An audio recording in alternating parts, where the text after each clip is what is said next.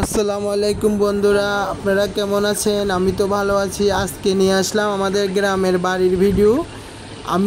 আমরা গ্রামে থাকি না, এই জন্য আমাদের ঘর বাড়ির অবস্থা বন্ধুরা দেখুন কেমন।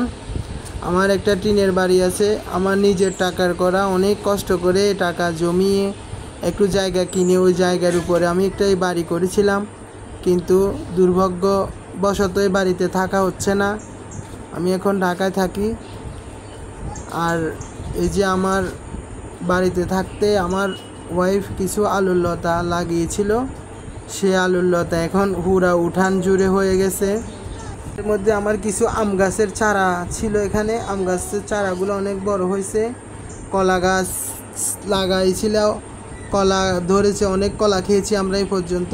এখন আর একটা ছড়া বাইরেছে, এখন এটা আমরা ঢাকায় যাওয়ার সময় নিয়ে যাব, আপনাদের সাথে শেয়ার করলাম। এটা হচ্ছে আমার ঘরের একবারে পাশে মাদ্রাসা, এখানে বাচ্চাদেরকে কোরআন পড়া হয়। আবার আলুর শাকের ভিডিওটা নিলাম। এরপরে আমার ভাবির হাঁসের বাচ্চাগুলা দেখলাম বসে আছে, অনেক সুন্দর, 5টা হাঁস, রাজহাঁসের বাচ্চা। পরে ভাবি আবার কাঁঠাল ভেঙে দিছিল, কাঁঠাল খাচ্ছি, এটা আমার ভাইয়ের গাছের কাঁঠাল। এরপরে দেখতেছি আমাদের দরজা খোলা, আমার ফুপি দরজা খুলে আছে, ফুপি বসে আছে, তবে ফুপির একটু ভিডিও করলাম, ফুপি উপর দিকে চায় রয়েছে। এখন আবার আমরা চলে আসলাম মাঠে, রাস্তার দিকে একটু হাঁটা চলা করার জন্য।